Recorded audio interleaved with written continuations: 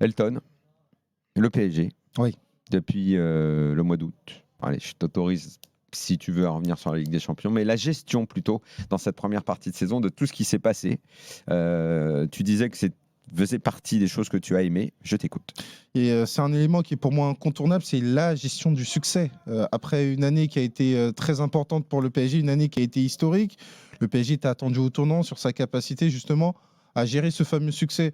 Et moi, je trouve que ça a été plutôt bien mené. Alors bien évidemment, Sauf qu'on ne le sait pas. Comment ça ? Sauf qu'on ne le sait pas, parce que finalement, à quel moment on saura réellement s'il y a eu une bonne gestion ? Ça Est-ce que... Pardon ? A posteriori, tu veux dire, sur la fin de saison ? Non, parce que si tu me dis que être en haut du classement, pour le coup deuxième, pas premier, et être très bien placé en Ligue des Champions, on est déjà dans une bonne gestion, j'ai envie de te dire, est-ce que c'est pas un minimum pour le PSG ? Et est-ce que c'est pas plutôt dans la deuxième partie de saison, là où les matchs vont compter, qu'on saura s'il y a eu une bonne gestion ? Et pour moi, c'est un minimum qui n'est pas acquis, parce que le PSG était confronté à une situation inédite. À partir du moment où tu défends un titre de champion d'Europe, à partir du moment où tu es quand même sur un calendrier qui est quand même très très dense. Et moi, ce que j'ai beaucoup aimé, c'est aussi ce savoir-faire que le PSG est en train de développer sur la réalité d'un calendrier qui est très compliqué, être en capacité, tout du moins, de maintenir tes objectifs. Alors oui, il y a ce manque par rapport à la première place de manière honorifique face au RC Lens, mais à côté de ça, on a quand même vu de performances à Barcelone avec une équipe qui a été remaniée, à Leverkusen.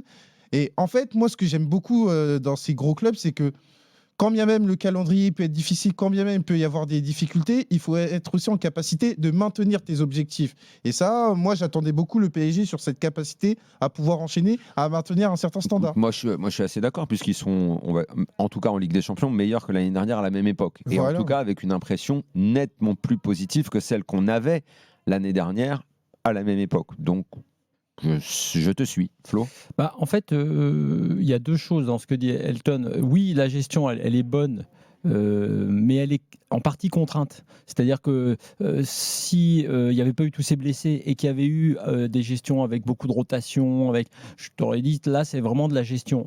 En fait, il y a plein de Parce que les blessés n'ont pas fait partie de la gestion. Tellement c'était attendu. Oui, mais c'est quand même pas pareil. C'est pas pareil quand ton mec est pas blessé et que tu peux l'aligner, et quand vraiment Hakimi n'est plus apte et que tu es obligé de toute façon de faire une autre équipe. Donc ça, la première. Mais Hakimi, pour moi, c'est le seul blessé de cette première partie de saison. Ah non, Dembélé. Blessé, malade. Et donc, permettez-moi de vous l'expliquer. Pour moi, il n'est pas blessé. Pour moi, c'est une comment dire, c'est comme Doué, c'est contre-coup de la saison dernière, du surplus du mondial des clubs. J'ai l'impression que c'est une continuité. Le seul vrai blessé pour moi, c'est Hakimi. Dans le match donc du 7 novembre contre le Bayern. C'est ma vision. Hein. C'est une théorie qui peut être recevable. Non, mais, peut-être sur le fond, tu as peut-être raison que certains, c'est en raison de contre-coup, de la fatigue, des blessures musculaires liées, c'est vrai, à la saison dernière, c'est sûr. Hakimi, c'est pas le cas. Moi ce qui me paraît important, c'est qu'ils ont lâché un truc, le PSG, et qui, à mon avis, est capital. Ils ont lâché le côté les records made in Ligue 1. C'est-à-dire, je sais pas, une obligation qu'on leur mettrait de dire ah non, comme tu disais, non, il faut être premier en Ligue 1, même si à la trêve, il faut le nombre de records de victoires. En fait, les supporters s'en foutent maintenant. D'abord parce que la Ligue 1, le PSG la gagne quasi tous les ans, mais surtout parce que, évidemment, l'objectif, c'est la Ligue des Champions. Et je trouve que. Mais qui ça fait kiffer ces records ? Vous connaissez des gens qui viennent vous voir, qui vous tapent sur l'épaule, qui disent ah, c'est génial, on a gagné 50 matchs de suite. On n'a pas perdu à domicile depuis 1000 ans. C'est vraiment du court terme. Oui, mais ce que je veux te dire, c'est qu'avant d'avoir gagné avec des champions, c'est pour ça que le gain, il y a plein de choses que tu te permets après le gain de la Ligue des Champions. C'est une sorte c'est ce qu'on appelle le crédit. Tu as le crédit, tu as l'immunité. Donc effectivement, le gars peut te dire oui, je mets une équipe bis, et même si ça marche pas, les supporters disent ah oui, mais il est obligé parce qu'il faut faire tourner. Mais c'est pas grave, on a gagné avec des champions en mai dernier. Tout ce qui n'était pas possible avant l'est maintenant. Et justement, ce qui est possible aussi, c'est de se dire, comme tu le dis, ces records qui n'ont pas vraiment grande signification, de nombre de victoires consécutives ou surtout de records de buts marqués, de nombre de points, tu sais, d'écart que tu as avec le deuxième. Enfin, tous ces trucs-là, comme tu dis, n'ont qu'une importance. Donc, ce truc-là, moi, me paraît quand même bénéfique pour tout le monde. 2, je retiens un match un peu symbolique de ce début de saison et de tous ces jeunes qui ont joué au PSG. et j'en sors un, moi, c'est Mbaye qui me fascine quand même par rapport aux autres, parce que Mayoulou a un moment plus dur. C'est ce match Barcelone. Ouais. Cette équipe B, entre guillemets, à prime, on va dire, et qui fait ce match-là en Ligue des Champions contre le Barça. Je dis pas, ça veut rien dire, je dis pas pour la fin de saison. Pour moi, c'est un des plus grands moments de kiff c'est étonnant, du PSG dans cette première partie. Je suis d'accord. C'est pour ça que je vais m'arrêter là-dessus, et je vais pas te dire que c'est une signification. Je vais pas te dire que pour autant que le PSG, une fois au complet, sera encore plus fort et va écraser le Barça s'il le retrouve plus loin. C'est juste que à ce moment-là, c'était un message fort. C'est un message fort en interne. Je pense que les jeunes, tous les mecs que Luis Enrique a poussés, peuvent se dire ok, on peut le faire. Ça donne un gain de confiance incroyable, et c'est un message pour les adversaires. Gain de confiance, tu veux dire pour les jeunes ? Ouais. Moi, je pense que ça les a fait. D'un coup, tu les fais grandir. Même si dans la foulée, il faut quand même. Il faut le gérer. Voilà, il faut éviter l'enflammade qui pourrait consister à dire. T'as tout ce qu'il faut pour l'avenir, t'as tout ce qu'il faut pour la suite. Le fait qu'on l'ait fait là, le 1er octobre, veut dire qu'on est béton armé, qu'on a un effectif de 20, alors que je pense que certains joueurs sont même loin d'être prêts. Tu vois, il faut éviter ce piège quand même. Tu sais quel est l'exemple très bon de ce que tu viens de dire ? Pour moi, c'est Mayoulou. Mayoulou, il a eu plus, en avance de phase, même par rapport à d'autres, plus de temps de jeu, plus de moments. Il marque quand même en finale Ligue des Champions. Mayoulou, le problème, c'est qu'il a déjà sur les épaules son entrée dans la finale de la Ligue des Champions où il est bon. Et ce match-là, en termes, on parlait de crédit, en banque, il a mis un peu de billets quand même. Je suis d'accord, sauf que tu vois, ce qui est très intéressant, c'est ce que tu viens de dire dans la gestion. Je pense que Mayoulou, là, son petit creux, c'est justement un peu trop de confiance par rapport à tout le reste, c'est-à-dire moins de travail, et d'ailleurs ou un enchaînement des matchs. Ouais, mais la double sortie dans le dernier match. Ouais. Sur la Coupe intercontinentale. L'entrée-sortie. Pour moi, il n'y a pas que le côté tactique. Je pense que Luis Enrique n'aime pas ce que fait Mayoulou en ce moment, et à chaque fois, le mec va te les punir entre guillemets. Et Mayoulou, il est dans la gestion de ce que tu dis, c'est-à-dire que l'enflammade, elle est jamais très loin. Est-ce que ce match-là, puisque tu en parles, et qu'effectivement pour moi c'est un des moments forts de la première partie de saison du PSG, donc ce match au Barça, le 1er octobre, est-ce qu'il a mis fin au débat qui forcément était très présent au mois d'août, au mois de septembre, le débat du Paris n'a pas recruté ? Exactement. Non, parce que ça a mis fin au débat, ou est-ce que justement le risque dont on parlait, le piège, c'est que ça mette fin trop vite au débat ? En tout cas, ça a donné de la visibilité à moi, ce que je voulais voir. Je voulais voir du côté du PSG être mis en avant, ce fameux mercato interne. Moi, c'est une thématique qui m'intéresse de plus en plus, sur la capacité à faire grandir des joueurs à l'intérieur même d'un effectif où il y a des joueurs qui sont déjà présents. On a eu la démonstration avec Mayoulou, vous avez évoqué Baye. On pourrait même évoquer Zahir Emery qui, notamment, la saison dernière, a connu une saison qui a été plutôt compliquée. Et là, moi, sur la première partie de saison, c'est l'un des éléments qui est très satisfaisant, avec, en point d'orgue, cette finale de Coupe intercontinentale. Moi, c'est une thématique qui m'intéressait beaucoup, avec notamment du bon et du moins bon, ce fameux mercato interne. Et là, pour le coup, ce match contre le Barça, c'est, entre guillemets, la représentation de ce que voulait faire Luis Enrique, donner de la confiance, donner de la continuité à des jeunes joueurs, et qui soit important le jour J. Et ça a été le cas. Alors, moi, je vais te surprendre, Daniel, mais là-dessus, je ne suis pas d'accord, et je ne suis pas sur la ligne de Delton et pas sur la ligne de Luis Enrique, parce que, effectivement, lui, c'est sa thèse. C'est de dire, regardez, ce que j'ai dit cet été, ça marche, puisque le 1er octobre, on fait ça contre le Barça, on est 3e en Ligue des Champions, on est bien. Moi, je pense que le PSG, et j'ai peur pour justement l'objectif final, qui est le back-to-back, c'est que justement, ils n'ont pas assez recruté cet été, que défensivement notamment, parce que tu as donné Warren Zahir Emery, tu as raison, c'est la satisfaction défensive, puisqu'il remplace Hakimi en plus en ce moment, mais tous les joueurs dont on parle beaucoup sont plutôt des joueurs offensifs, je parle des jeunes, et ça ne règle pas le problème majeur qui est l'absence de recrutement dans la partie défensive de l'équipe, et qui, à mon avis, est la grosse faille du Paris Saint-Germain, qui est l'une des failles. Le Marquinhos bashing qui avait un petit peu existé, on l'adore, mais effectivement il est en difficulté, comme il l'a été encore, et il le sera sans doute un peu de plus en plus. On n'a pas réglé ce problème-là. Donc moi, pour répondre à ta question, ça n'a pas mis fin au débat, parce que tu as l'impression que ça y a mis fin, parce que ce ne sont que les poules entre guillemets de Ligue des Champions, mais quand vont arriver les vrais matchs, les 8e, quart, demi, je pense qu'on va en parler de ce débat. Peut-être que d'ailleurs, juste pour finir, le danger, c'est que l'an dernier, tu avais recruté, notamment offensivement avec Kvara. Là, je ne sais pas du tout ce qui va se passer, mais s'il ne se passe rien sur la ligne de l'été, je pense que malheureusement, entre guillemets, ce début de saison réussi en termes de rotation interne avec les jeunes aura empêché le PSG de faire ce qu'il fallait. Et moi, je ne suis pas sur la ligne Luis Enrique là-dessus. Je pense que le PSG manque de joueurs, et notamment défensivement. Alors, moi, je suis plutôt sur sa ligne. En revanche, j'estime qu'il est assez... renversement incroyable en 2026. Mais non, c'est pas un renversement parce que ce que je n'aime pas de lui, je continuerai de ne pas l'aimer pour toujours. Comment ça ? C'est tout ce qui est sa com, c'est tout ce qui est sa personnalité, et tout ça. C'est pas tant la gestion de ce qui est le football. C'est pas tant ça. Il est capable d'évoluer. Et effectivement, je pensais pas qu'il était capable d'évoluer de cette façon-là.